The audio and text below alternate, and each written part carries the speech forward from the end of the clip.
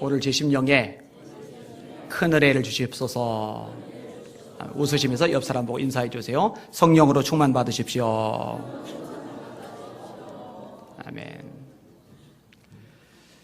하나님을 경외하는 여러분들 되시기를 주님의 이름으로 축원합니다. 경외란 말이 뭐죠? 그 앞에 두렵고 떨림으로 서는 거죠. 하나님을 두려워하는 게 경외입니다. 그런데 여러분, 희한한 사실은요, 하나님을 정말로 두려워하는 사람은 두려움이 커지면 커질수록 세상을 두려워하지 않게 된다는 겁니다. 사람을 두려워하지 않게 된다는 겁니다. 문제와 환경을 두려워하지 않게 된다는 겁니다. 반대로 사람을 두려워하면 할수록, 환경을 두려워하면 할수록, 문제 앞에 두려워하면 두려움이 커질수록 하나님에 대한 두려움은 줄어든다는 겁니다. 그러니까 하나님을 경외하는 것하고 세상에 대한 두려움은요, 반비례한다고 보시면 됩니다. 여기는 여러분들은 하나님을 경외하시고 세상은 두려워하지 않는 능력자들 되시기를 주님의 이름으로 축원합니다. 잠언서 말씀하죠. 여호와를 경외하는 것이 지혜의 근본이다. 그 지혜를 가진 여러분들이 되셔야 할 겁니다. 오늘 설교 제목 한번 따라합시다. 하나님 외에는 아무것도 두려워 말라. 한 번 더요. 하나님 외에는 아무것도 두려워 말라. 오늘 본문에 보면은 이 두려움과 관련해서 주님이 핍박에 대한 이야기를 끄집어내세요. 24절, 25절을 한번 볼게요. 시작. 제자가 그 선생보다 또한 종이 그 상전보다 높지 못하나니 제자가 그 선생 같고 종이 그 성전 같으면 조카도다. 집주인을 바알세불이라 하였거든 하물며 그 집 사람들이랴. 일반적으로 많이 쓰여지는 경구를 주님이 인용을 하시는 겁니다. 제자가 서승보다, 종이 상전보다 높지 못하다. 만약에 제자가 선생같이 된다면 그걸로 족한 거고, 종이 주인 정도 수준 된다면 그걸로 족한 거다. 그 대단한 거다. 그렇게 얘기 끄집어내는 겁니다. 우리나라도 속담, 격언, 잠언 이런 게 있잖아요. 자, 예를 들어서 형만한 아우가 없다. 동생이 더 뛰어나고 잘 나와 보이지만 그래도 마음 씀씀이가 형이 낫다. 그런 이야기를 이렇게 일반화시키는 거잖아요. 이런 식으로 회자대한 이야기를 끄집어내는 겁니다. 아무래도 종보다는 상전이 낫고 아무래도 제자보다는 스승이 낫지 않냐. 그런 얘기를 끄집어내는 거예요. 여기서 상전은 예수님을 말하는 겁니다. 종은 제자들을 말하는 겁니다. 스승은 예수님을 말하는 겁니다. 그리고 제자들은 예수님의 제자들을 말하는 겁니다. 그런데 스승인 그리고 상전인 예수님을 가리켜서 사람들이 공격을 해댄 거예요. 바알세불이다. 바알세불은 뭐냐? 귀신들의 왕이거든요. 마귀거든요. 마귀. 그러니까 예수님을 향해서도 이렇게 핍박을 했는데 하물며 너희들 그런 어려움, 그런 핍박 당하지 않겠냐? 그 이야기를 끄집어내시는 겁니다. 여러분, 바리새인들이 예수님을 공격했죠. 사두개인들이 예수님을 공격했죠. 장로들이 예수님을 공격했습니다. 대제사장들, 그리고 제사장들이 예수님을 공격했어요. 율법사들이 예수님을 공격했어요. 얼마나 못살게 굴었는지 몰라요. 하물며 제자들 마찬가지다. 그 얘기는 한 거죠. 여러분, 성경을 말씀합니다. 무릇 하나님을 향하여 경건하게 살고자 하는 자는 핍박을 받으리라. 여러분, 예수님을 정말로 제대로 믿으면요, 핍박 당합니다. 신앙생활을 정말 제대로 하면요, 세상 속에서 때로 어려움을 겪습니다. 왜냐면요, 세상이 어둡거든요. 어둠 속에 빛이 비치면요, 어둠이 불편해야 합니다. 애들이 자는 방, 새벽에 깜깜하잖아요. 제가 찾아야 돼서 가끔이라도 이렇게 불을 딱 켜잖아요. 불을 켜면은 어두운 방 안에 빛이 딱 비치니까 애들이 광명을 찾았는데 해맑은 미소를 띠면서 안 그래요. 인상 씁니다. 어둠 속에 있던 사람에게 빛이 비치면은요, 그 빛이 반가운 게 아니라 그 빛이 부담이 됩니다. 그 빛이 고통으로 다가옵니다. 인상을 쓰게 되고 피곤해하게 되고 싫어하게 되어 있어요. 우리를 향해서 빛의 자녀들처럼 행하라고 말씀하셨잖아요. 근데 정말 빛의 자녀들처럼 행하게 되면은요, 세상 속에서 저항에 맞닥뜨릴 수밖에 없는 겁니다. 그리고 원래는요, 기독교 자체가 핍박을 많이 받아요. 자, 예수님 그랬죠? 예수님 제자들 그랬죠. 초대교회 자체가 그랬어요. 로마에 의해서 핍박을 받았습니다. 유대인들에 의해서 핍박을 받았습니다. 여러분, 우리나라에 복음이 들어왔을 때 얼마나 핍박을 많이 받았습니까? 진짜 고난을 많이 겪었거든요. 여러분, 복음이 들어왔을 때 뿐입니까? 일제시대 때 얼마나 교회가 핍박을 많이 받았습니까? 우리 교단이 이제 성결교단인데 성결교단에는 사중복음이라는 게 있어요. 이 사중복음은 굉장히 중요한 요소들입니다. 성경의 엑기스와 같은 것들입니다. 첫째가 대답하세요. 첫째가 중생, 둘째가 성결, 셋째가 신유, 넷째가 재림. 찬양대 쪽에서 좀 나왔는데 제 잘못이 큽니다. 제가 똑바로 못 가르쳤네요. 어떻게 이걸 대답을 잘 못할까? 약간 충격인데 다시 합시다. 중생, 성결, 신유, 재림. 여러분끼리 시작. 자, 중생은 뭐예요? 거듭나라는 거죠. 거듭나야 천국 간다. 거듭나야 천국 간다. 요한복음 3장 3절 그리고 3장 5절 말씀입니다. 교회를 오래 다닌 것만으로 구원 못 받습니다. 헌금하는 것만으로 구원 못 받습니다. 봉사 충성 많이 하는 것만으로 구원 못 받습니다. 거듭나야 돼요.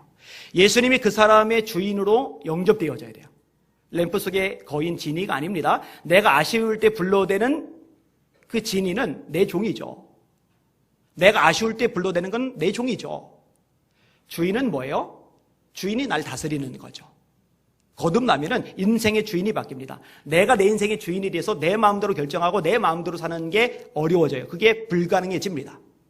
물론 넘어지기도 하고 실수하기도 해요. 이게 좀 깨지기도 해요, 리듬이. 그럼에도 불구하고 기본적인 것은 유지가 될 수 있어요.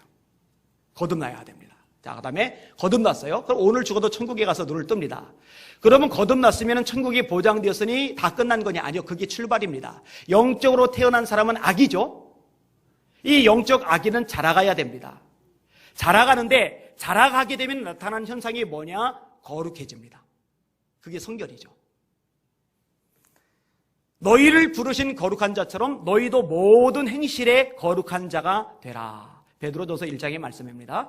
데살로니가전서 4장 3절에 하나님의 뜻은 이것이니 너희의 거룩함이라. 하나님의 뜻이 뭐라고요? 여러분들이 거룩하게 사는 겁니다. 이게 이제 성결이에요, 성결. 성장에 가는 것.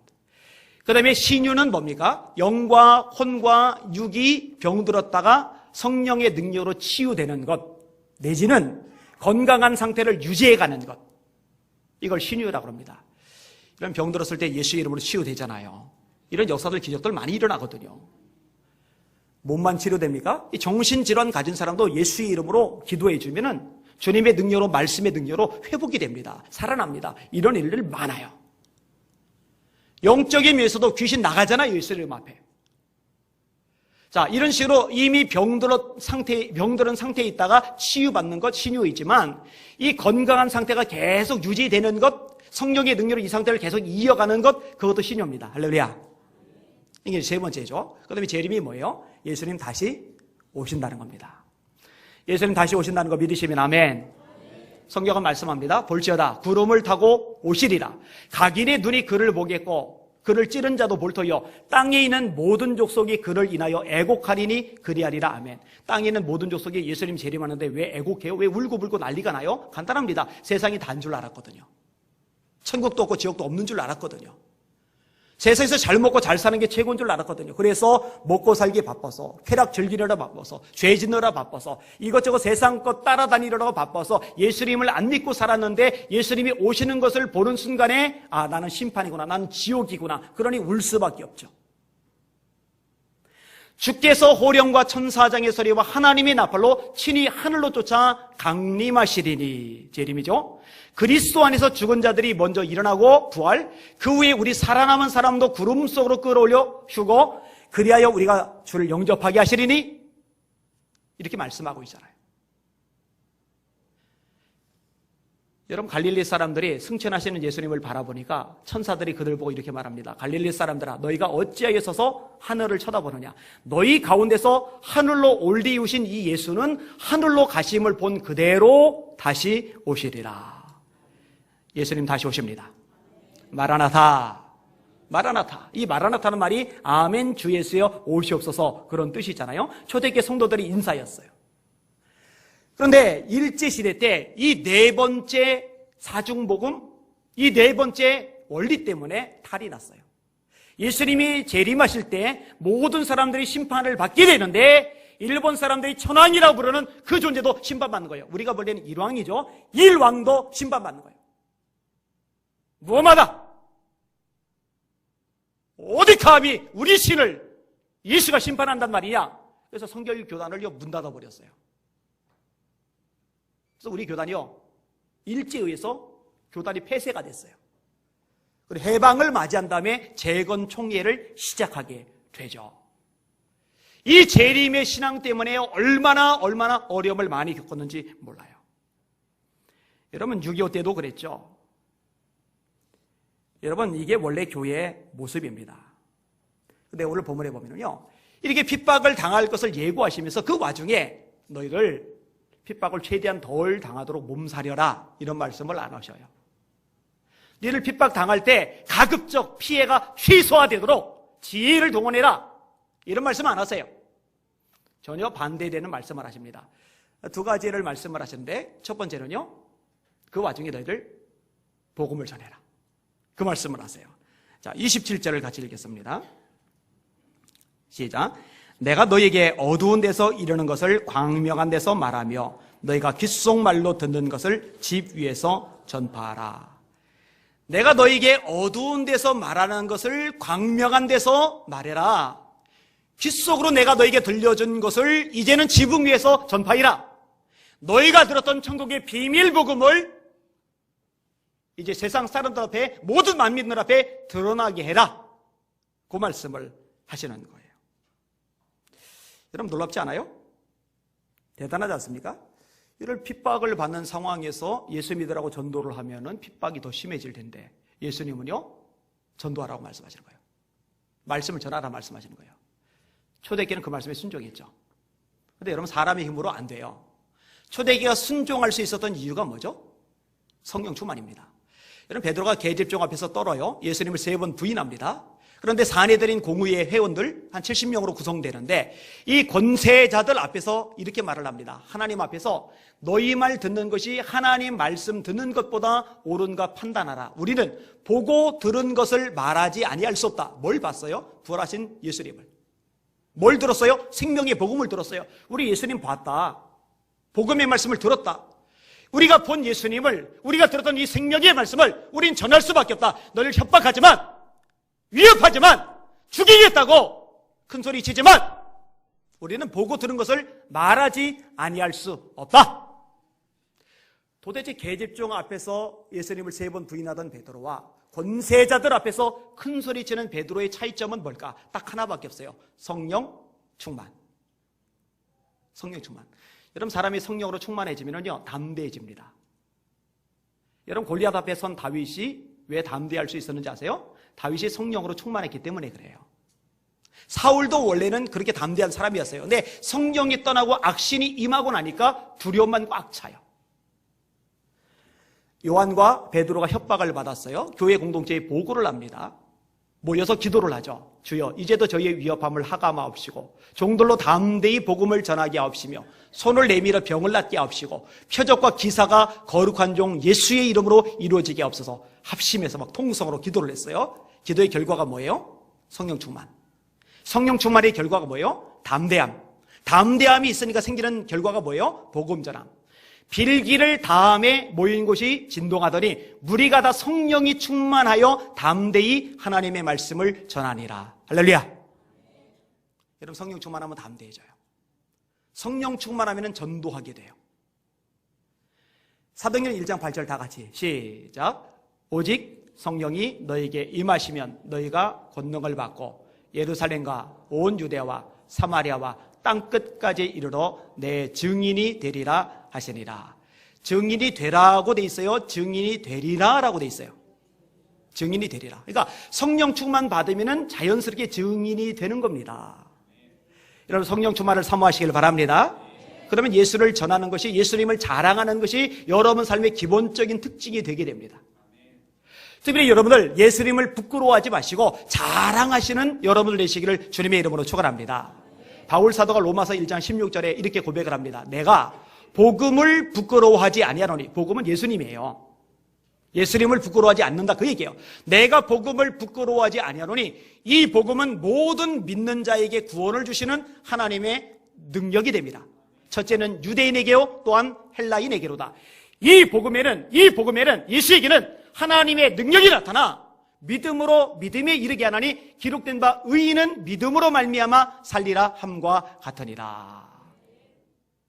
오늘 본문에도요, 부끄러워해서 안 된다는 거, 사람들 앞에서 시인해야 된다는 거, 이것을 예수님이 분명히 말씀하세요. 자, 한번 보셔요. 32절 33절 시작.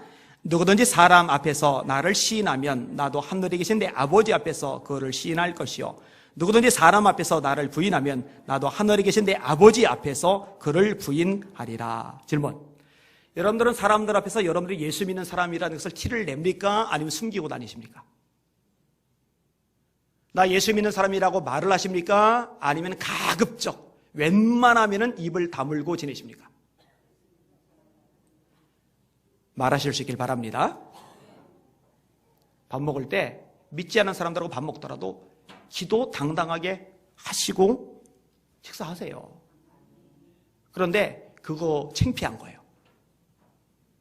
왜 이렇게 가리고 기도를 합니까? 아멘. 아니면 눈 뜨고 하나님 감사합니다, 잘 먹겠습니다. 왜 그럽니까? 여러분, 이거 당당하게 들고 다니세요.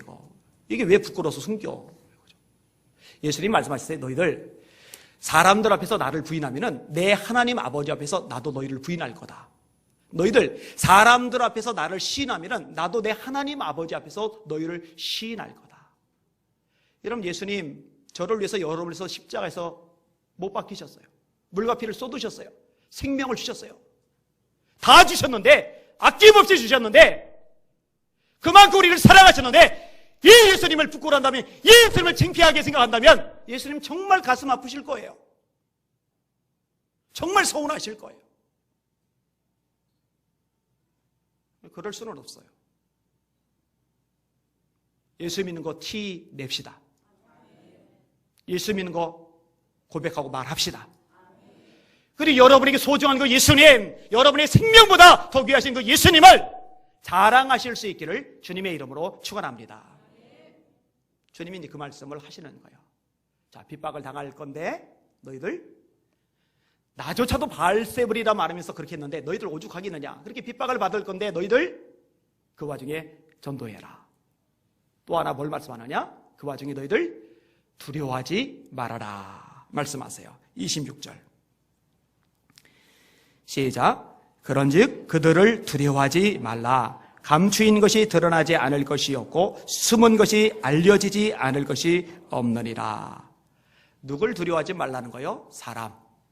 사람을 두려워하지 말라는 거예요. 잠언 29장에 제가 참 좋아하는 말씀이 있어요. 따라합시다. 사람을 두려워하면 올무에 걸리게 되려니와 여호와를 의지하는 자는 안전하리라. 우리 사랑하는 예수님의 성도들은 올무에 걸려 넘어진 사람 한 사람도 없길 바랍니다.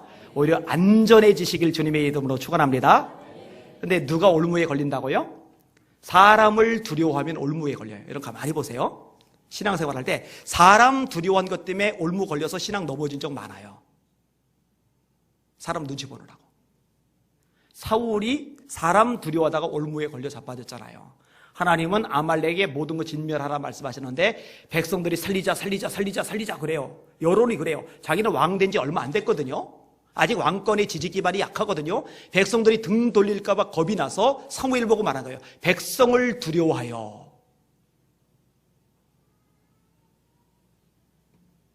근데 백성들 눈치 보면 안 돼요. 백성들이 다 오른쪽이라고 해도 하나님의 뜻이 왼쪽이면 왼쪽을 선택해야 돼요. 그리고 백성들 그렇게 가르쳐야 되고 그렇게 끌고 가야 돼요. 할렐루야. 비위 맞추면 따라가면 그 여론에 휩쓸리면 자기가 망해요. 사무엘이 이렇게 말합니다. 왕이 하나님의 말씀을 버렸기 때문에 하나님도 왕을 버리셨습니다. 왕이 하나님의 말씀을 버렸기 때문에 하나님도 왕을 버리셨습니다. 백성들이 신임을 얻으면 뭐합니까? 하나님께 버림받으니까 결국은 모든 것에서 버림받잖아요. 하나님이 인정을 해주시면 사람들의 마음도 하나님이 엮어서 힘이 되도록 바꿔주실 수 있는 줄 믿으시길 바랍니다. 제가 또 좋아하는 말씀이잖아요. 사람이 하나님을 기쁘시게 하면 원수라도 와서 화목하게 만드신다고. 하나님 그런 능력 가지고 계세요. 사람 두려워하지 마세요.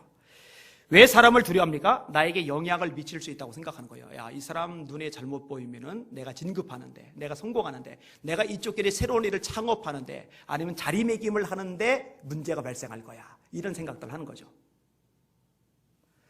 근데 예수님 참 노골적으로 말씀하세요. 몸은 죽여도 영혼은 능히 멸하지 못하는 사람을 두려워하지 말라. 그 다음 구절에, 다음에 이제 인용할 구절인데요. 몸은 해할 수 있지만 영혼은 건드리지 못해요. 이 사람이 지닌 한계입니다. 여러분 기억할 것이 있는데요. 하나님이 허락하지 않으시면요, 우리 몸도 세상이 어쩌지 못합니다. 우리 인생도, 우리 미래도, 우리 삶도 세상이 어쩌지 못합니다. 사실 다 하나님의 손에 달렸어요. 야고보도 옥에 갇혔고 베드로도 옥에 갇혔어요. 근데 야고보는 죽었어요. 베드로는 천사를 보내셔서 하나님이 살려주세요. 아니, 사람 차별하시나? 누구는 죽이시고 누구는 살리시고, 누구는 순교당하게 하시는데 누구는 천사 통해서 건져내시고. 이 야고보가 평소에 하나님께 미운 털 먹여서 하나님 그렇게 하셨나? 아니요.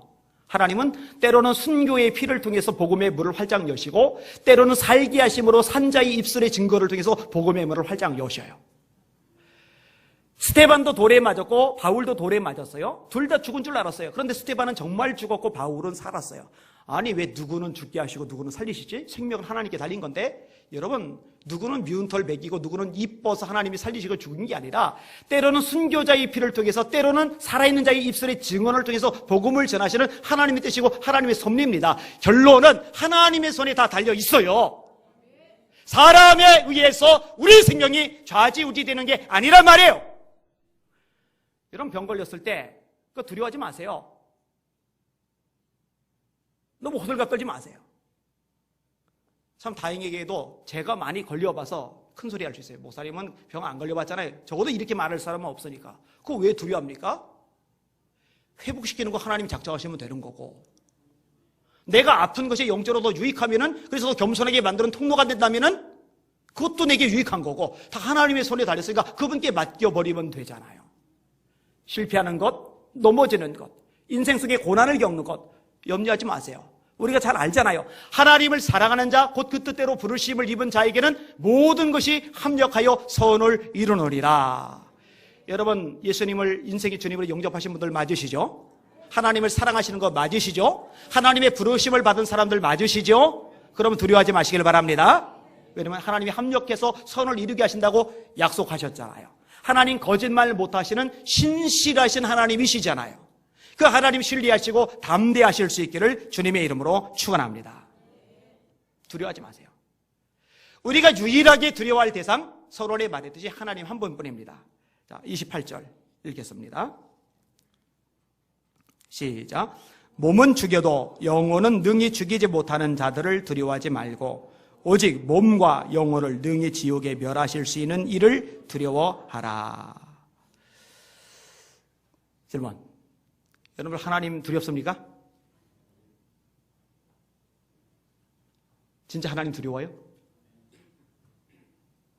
제가 볼 때 현대 한국교회 성도들에게 가장 결여된 부분이 이 부분입니다. 하나님이 두렵지 않은 사람들이 많아요. 어떻게 하느냐? 그 삶을 보면 알아요. 어떻게 하느냐? 그 입술의 말을 들어보면 알아요. 하나님이 두려우면 할 수 없는 말이 있어요. 하나님이 두려우면 할 수 없는 행동이 있어요. 그런데 과감하게 해요. 과감하게 말해요. 그럼 그런 걸 접할 때마다, 야, 정말 하나님을 두려워하는 사람 맞나? 이 질문이 자꾸 던져질 수밖에 없어요. 여러분, 하나님을 두려워하시길 바랍니다. 이 두려움, 여기서의 두려움은 공포하고 달라요. 누미노제라는 원어를 쓰는데 질적인 차이, 너무 초월자거든요. 너무 크거든요. 너무 위대하거든요. 너무 엄청나거든요. 이 너무나 엄청난 하나님을 느끼면서 갖게 되는 경외감, 그 두려움, 그 떨림, 이것을 가리켜 말하는 거예요. 여러분, 기도 중에 깊이 들어갈 때요, 이 하나님이 이렇게 느껴질 때가 있어요. 그러면요, 제 전 존재가 하나님 앞에 납작 엎드리게 돼요. 근데 바닥에 눕고 싶어요. 그냥 그럴 때는요. 이 하나님의 임재를 조금이라도 맛본 사람이라면요, 이런 두려움을 알아요. 근데 이 두려움이 한국에 좀 결여되어 있어요. 정말로 많이 결여되어 있어요. 하나님이 만만한 거예요. 안 돼요. 그러면 안 돼요. 절대 안 돼요. 몸은 죽여도 영혼은 능히 멸하지 못하는 사람을 두려워하지 말고 오직 너희 몸과 영혼을 능히 지옥에 멸하실 수 있는 그를 두려워해라. 하나님을 두려워해라. 예수님의 말씀입니다. 너희들 하나님은 두려워해야 된다. 왜 하나님을 두려워하지 않느냐? 하나님을 잘 몰라요. 하룻강아지 법 무서운 줄 모른다고 그러죠. 하룻강아지. 태어난 지 얼마 안 된 강아지. 호랑이가 나타나는데 왈왈왈 짖어대요. 왜 짖어요? 저게 뭔지 모르는 거예요. 알면은 낑 하죠. 낑. 어디 왈왈 그럽니까? 하나님이 누군지를 알아야 돼요.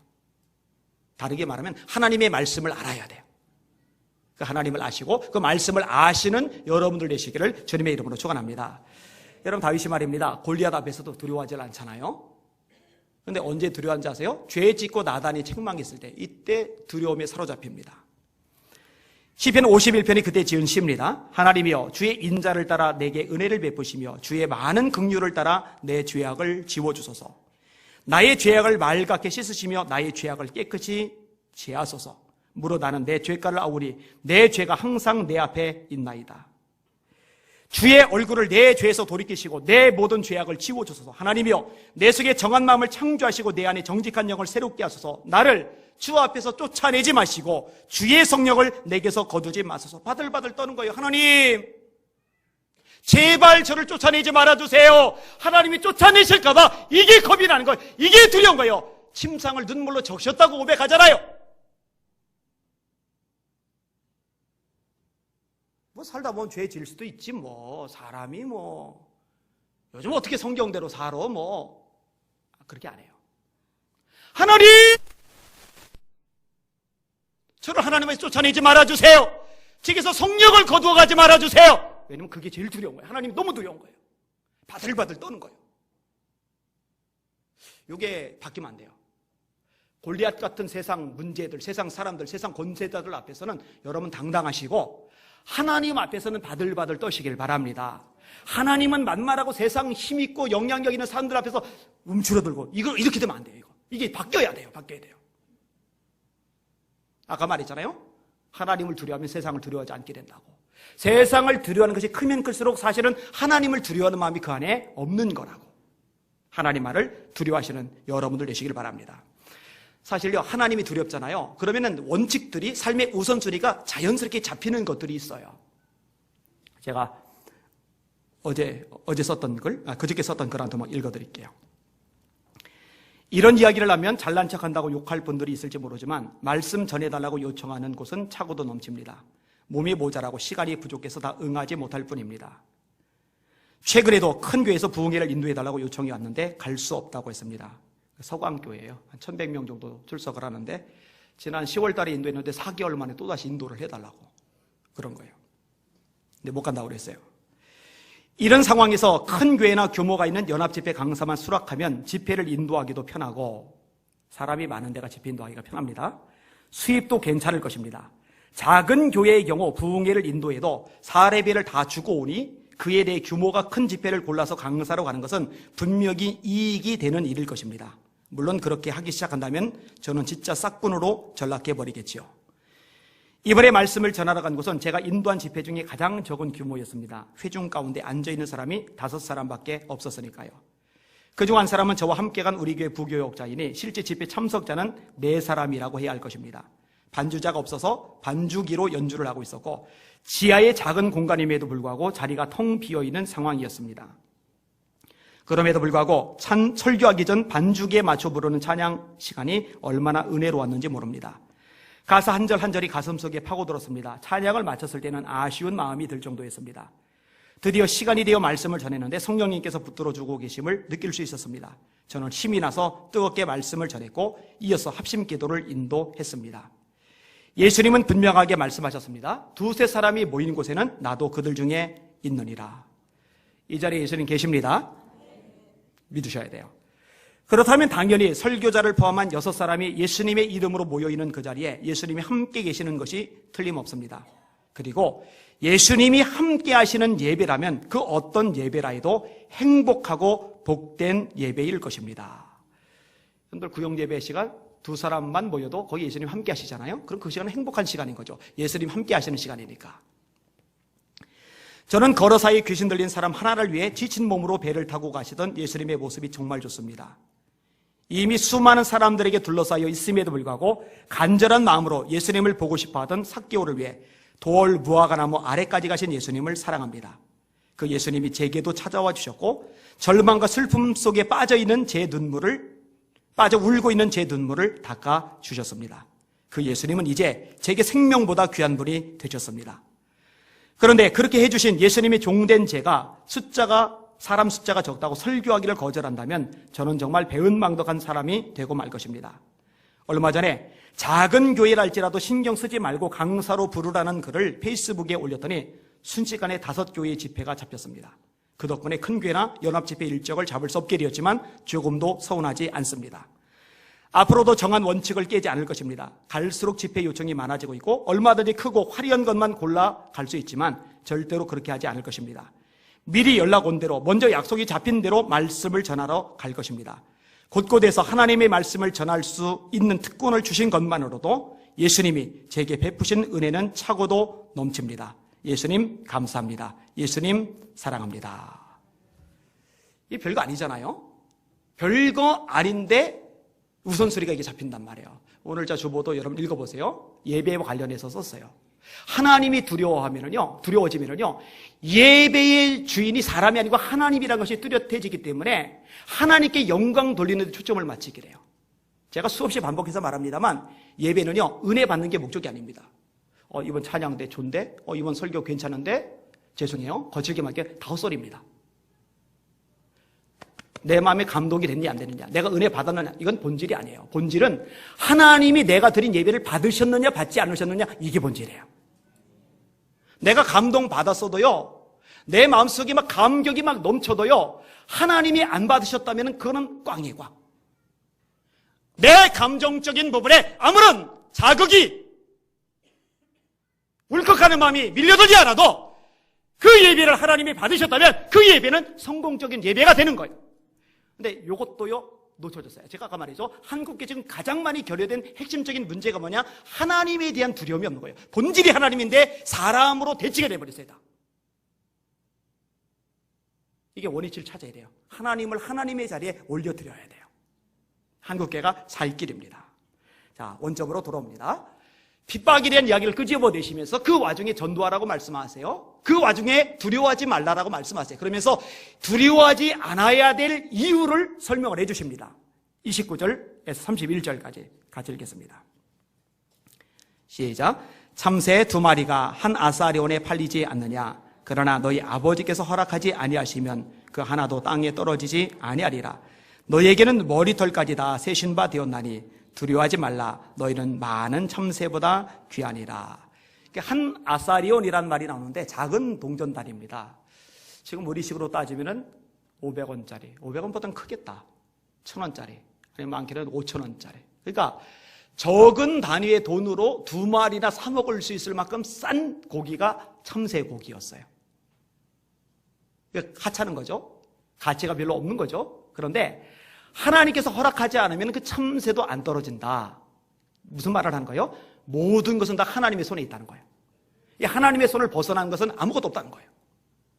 그러면서 이어지는 말씀, 너희는 참새도 이렇게 하나님께서 손에 잡고 계신데 너희는 너희 머리털까지 세신 바 되었다. 여러분들에게 자기 머리털 개수가 몇 개인지 저한테 알려주시면 제가 1000만원씩 드리겠습니다. 머리숱이 가장 적은 자라도 이거 세끼들이 그만큼 많아요. 세다 보면 헷갈립니다. 정확하게 셀 수 있는 방법이 있긴 있어요. 하나씩 뽑으면서 세면 헷갈리잖아요. 근데 그것도 뭔 수로 뽑습니까? 너희는 너희 머리털까지 세신 바 되었느냐. 여러분, 하나님이 할 일이 없어 시간이 남아 돌아요? 너무너무 심심한데 우리 애들 머리카락이나 세보자. 하나님 그런 분 아니셔요. 무슨 말이냐? 그만큼 세심하게 저와 여러분에 대해서 관심을 기울이고 계신다는 거예요. 너희 머리털까지 세신 바 되었나니 두려워하지 말라. 또 나와요. 두려워하지 말라. 두려워하지 말라. 너희는 많은 참새보다 귀하니라. 옆에 성도들 보고 웃으시면서 성도님 참새보다 귀하십니다.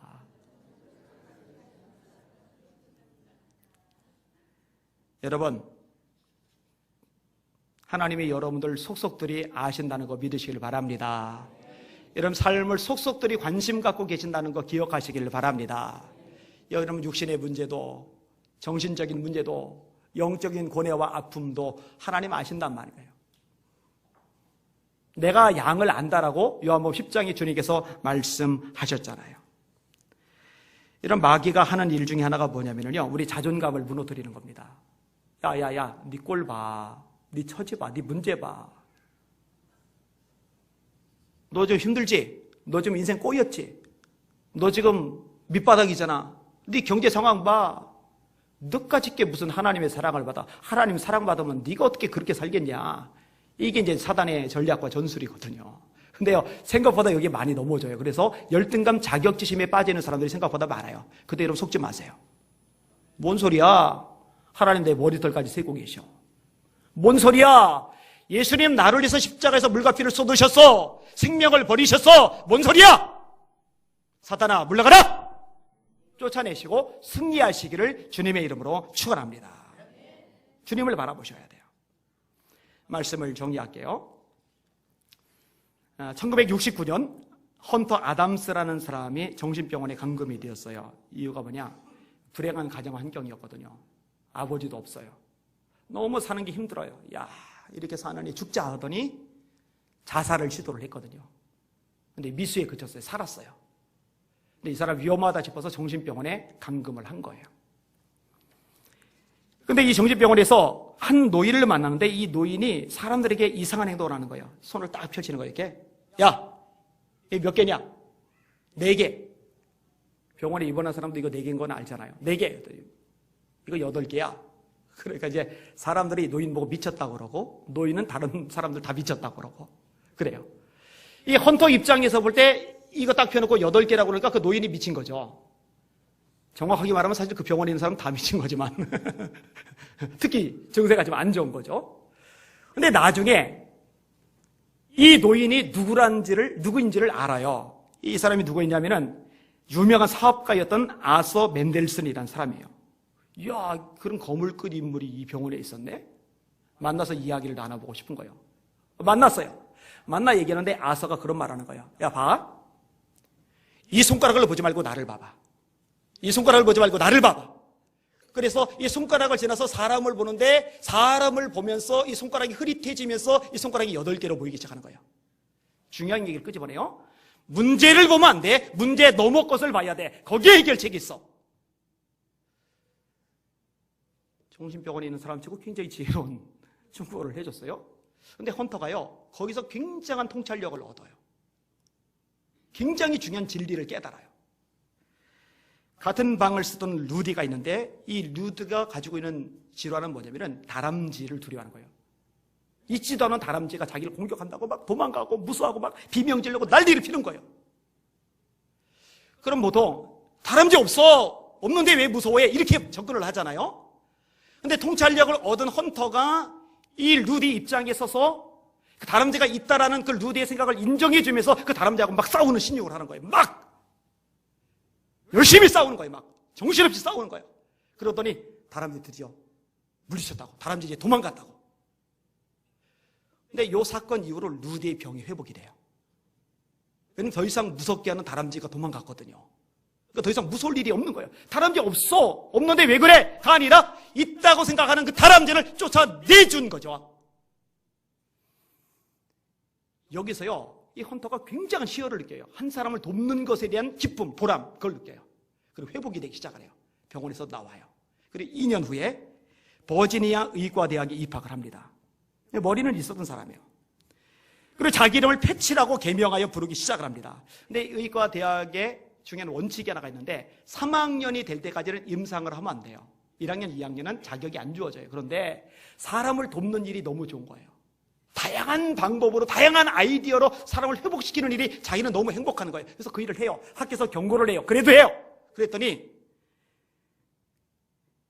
월컷 학과장이 상당히 원칙주의적인 분인데 퇴학 처분을 내렸어요.